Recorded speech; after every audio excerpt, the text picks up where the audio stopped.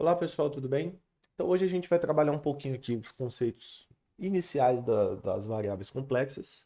E o objetivo dessa sequência de aulas é basicamente trazer para vocês aí algumas perspectivas sobre como desenvolver aí as suas equações de variáveis complexas e como usar variáveis complexas para resolver diversos tipos de problemas, que vão desde problemas na física, engenharia ou até mesmo problemas aí nas próprias matérias de matemática.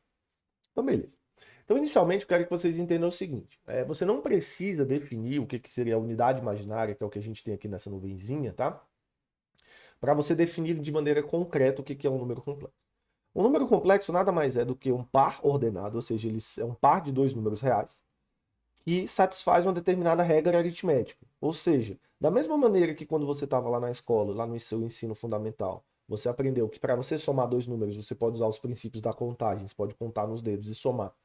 E para você multiplicar números, você tinha que basicamente executar somas sucessivas. Existem uma série de regras que você define em R2, ou seja, em pares ordenados, que faz com que você obtenha os números complexos sem ter que apelar para algum tipo de número mágico ou número imaginário, que basicamente vai definir esse conjunto.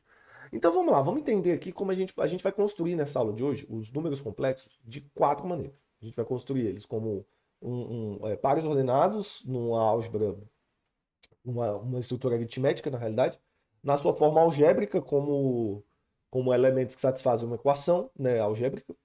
A gente vai construí-los como exponenciais e a gente também vai construí-los como matrizes, tá? Existem todas essas formas de você construir os números complexos. Então é só para a gente ter uma perspectiva de como é que isso aqui funciona. Então vamos lá, pessoal. Qualquer conjunto de pares ordenados que satisfaça a seguinte regra de soma. A primeira regra aritmética que a gente vai ter é essa aqui, ó, que a soma de dois pares ordenados, ou seja, a soma de dois números complexos, tem que ser a soma das entradas, das primeiras entradas, né, que é o x, mais a soma das segundas entradas, que é o y. Isso aqui vai gerar um novo número complexo. Pois é, isso aqui é basicamente aquela regra. Parte real soma com parte real, parte imaginária soma com parte imaginária. Segunda regra. Vamos supor que k seja um número real, tá? Um número real qualquer, multiplicando esse número complexo.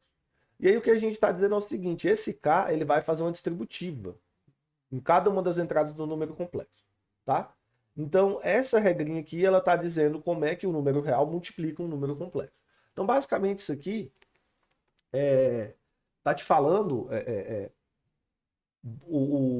basicamente está te dando a estrutura de R2 aqui nesses números complexos, né? Quem já estudou álgebra linear e a estrutura de R2 a aritmética sabe que isso aqui é padrão, né?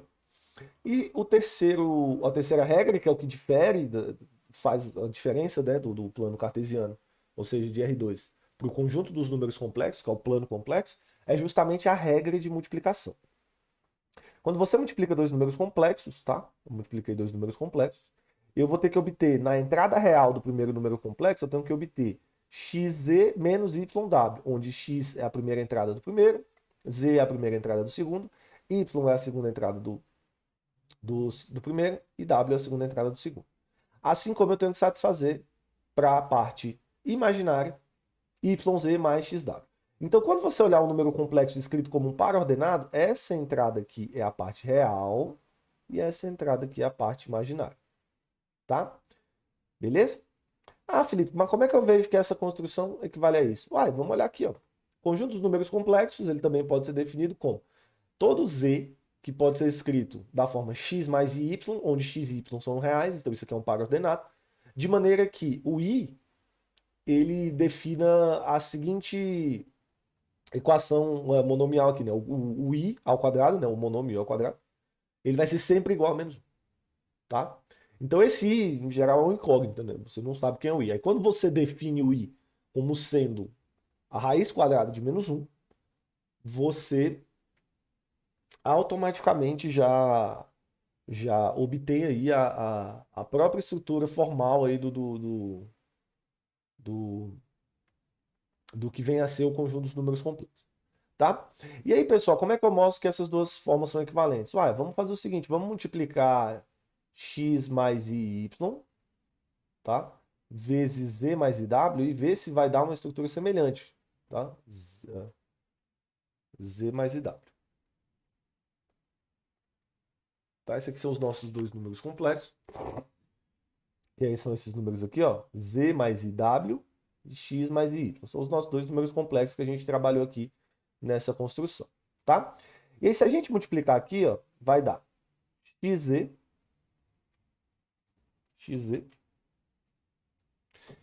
Agora eu vou multiplicar o IW com o IY, que vai ficar I com I, vai dar I ao quadrado, que é menos 1, então vai ficar menos YW, tá?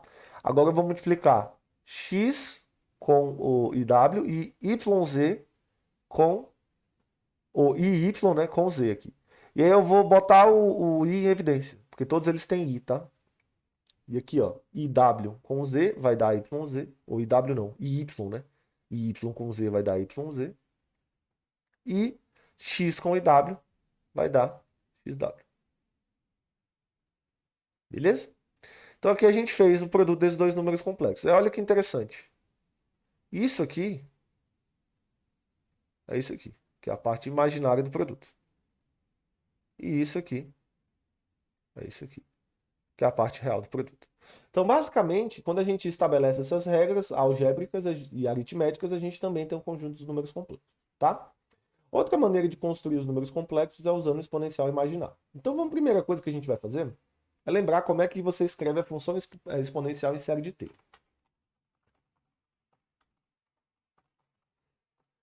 Então, a primeira coisa que a gente tem que lembrar é como escrever a função exponencial elevado a x em série de t, tá? E aí, se você for ver direitinho, basicamente aplicar lá a série de Taylor ao redor do zero, tudo bonitinho e tal, você vai ver que exponencial vai ser o somatório de n igual a zero até infinito de x elevado a n sobre n fatorial, tá? É basicamente essa regrinha aqui. E agora a gente vai fazer o seguinte, a gente vai colocar no lugar do x, a gente vai substituir por i θ. E vamos prestar bastante atenção aqui no que vai acontecer, tá? Então isso aqui vai nos levar ao seguinte. Substituindo aqui, a gente vai ter e elevado a iθ igual somatório de n igual a zero até infinito. De quem? De x. Aí no lugar do x eu vou colocar i θ elevado a n sobre n fatorial. E agora a gente tem que lembrar da seguinte característica, tá, pessoal? I elevado a zero é igual a 1. I elevado a 1 é igual a i. I elevado ao quadrado é igual a menos 1. I elevado ao cubo é igual a menos i.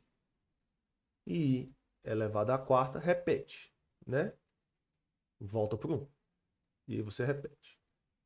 Então, sempre você vai estar quebrando em 4 partes, né? Então, aqui, quando a gente vai de i elevado a zero até i elevado a 4, a gente vai repetir de novo essa sequência de potências. Então, essas potências, elas são cíclicas, tá, pessoal? Eu posso elevar até o infinito aqui, eu vou sempre estar repetindo esses 4 valores. 1i menos 1 menos i. 1i menos 1 menos i.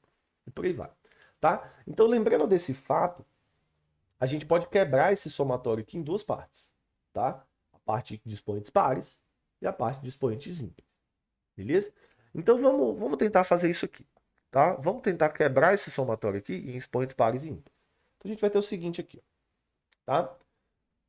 Vou somar aqui de n igual a zero até infinito, beleza?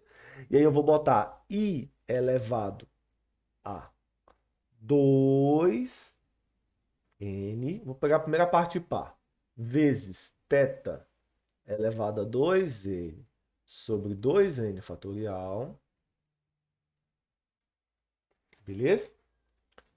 Mais somatório. Vocês vão ver exatamente por que eu estou fazendo isso. De n igual a zero até infinito, tá? De i elevado a 2n mais 1, vezes θ elevado a 2n mais 1 sobre 2n mais 1 fatorial. Tá? Isso aqui é a mesma série que a gente tem ali o somatório, só que eu separei em pares e ímpares. Presta muita atenção nesse elemento aqui, ó, nesse termo aqui. Quando o n for zero, vai dar 1. Quando o n for 2, vai dar menos um. Quando o n for... Quando o n for 2, não. Quando o n for um, né? Vai dar menos um. Quando o n for 2, vai dar um. Isso aqui vai ficar alternando entre mais um e menos um. Isso aqui vai ficar mais um, menos um, mais um, menos um, mais um, menos um, mais um, menos um. Então, em vez de escrever i elevado a 2n, eu posso escrever menos um elevado a 2n, porque menos um elevado a 2n é equivalente. Ou menos um elevado a n, né, na realidade. Porque eu posso passar o 2 lá para dentro, né? Vai ficar i elevado ao quadrado elevado a n, né? Porque é a mesma coisa. O 2n sai, né? Esse 2n aqui, ele vai... Esse 2 vai multiplicar com n ali, né? Pela regra de potência. E i ao quadrado é menos um. Então, basicamente, a gente tem aqui o menos um elevado a n, né? Menos um elevado a n. Tá? Esse θ elevado a 2n. Só que se você for analisar isso aqui, ó, essa série aqui é a série do cosseno de θ. Tá? Isso aqui é a série de Taylor do cosseno de θ ao redor do zero. Né? Então, a gente obteve aqui o cosseno de θ, analisando a parte par. Se a gente for analisar a parte ímpar, eu vou pegar esse mais uma aqui e vou tirar. Tá? Então, vou escrever assim, ó. I vezes i ao quadrado elevado a n. I vezes i ao quadrado elevado a n é basicamente i elevado a 2n. E aí, se eu multiplico i vezes i elevado a 2n, dá i elevado a 2n mais 1. Esse i aqui, como ele está multiplicando, eu vou tirar ele daqui e colocar ele do lado de fora. Tá? E aí a gente vai ter i ao quadrado elevado a n. Isso aqui é menos 1 elevado a n. Tá? Pelo mesmo motivo. E basicamente a gente tem aqui, gente, esse termo inteiro aqui é i vezes o seno de θ. Tá? E aqui a gente tem a forma exponencial. Né? Então, basicamente, a gente vai ter que exponencial de θ é igual a cosseno de θ, mas isso é no θ. Também é outra maneira de você representar esse seu número complexo. Tá? Terceira maneira, na realidade vai ser a quarta maneira que a gente vai ver, né? A gente pode até tentar falar do plano de Argand-Gauss depois, mas na aula de hoje não vem ao caso. A última maneira que eu queria discutir com vocês é o seguinte. Os números complexos também eles podem ser vistos como matrizes, tá? Subespaço de M2, tá? Então, o que seria subespaço de M2? O espaço M2, né? Vamos botar aqui M2, 2 por 2, vai ser o espaço das matrizes 2 por 2, tá? Ou seja, se uma matriz A pertence a esse espaço, essa matriz A pode ser escrita como uma matriz 2 por... É um conjunto de 4 elementos, tá? E aqui a gente está falando de todas as matrizes possíveis, tá bom? Então, toda matriz que pertence ao espaço de matrizes 2 por 2, ela pode ser escrita como uma matriz do tipo A, B, C, D. Tá? Esse espaço é um espaço vetorial, tem base e tal, você pode provar tudo isso. Mas o que a gente vai mostrar aqui é o seguinte. O conjunto dos números complexos, ele está contido nesse espaço. Tá? Então, ele está contido, ele está dentro do espaço das matrizes 2 por 2. Então, o que eu estou falando para você é o seguinte. Todo número complexo, ele pode ser escrito da seguinte maneira. Tá? Z. Ele pode ser escrito da seguinte maneira. É A, B, menos B, A. E isso aqui vai definir o número complexo. Se a gente tiver essas matrizes assim, isso aqui vai definir o número complexo Z igual a mais BI. Tá? Então, o número complexo A mais BI, ele é equivalente a essa matriz aqui, tá? E aí, no espaço de matriz, o que a gente vai ter é o seguinte. A gente vai ter que, se eu for multiplicar dois números complexos e eu aplicar a regra de multiplicação de matriz, eu sempre vou obter essas mesmas regrinhas aqui que a gente teve, ó. Tá? Essas mesmas regrinhas aqui de aritmética, se eu aplicar simplesmente a soma e a multiplicação de matrizes em números complexos, os números complexos vão dar o mesmo resultado. Tá?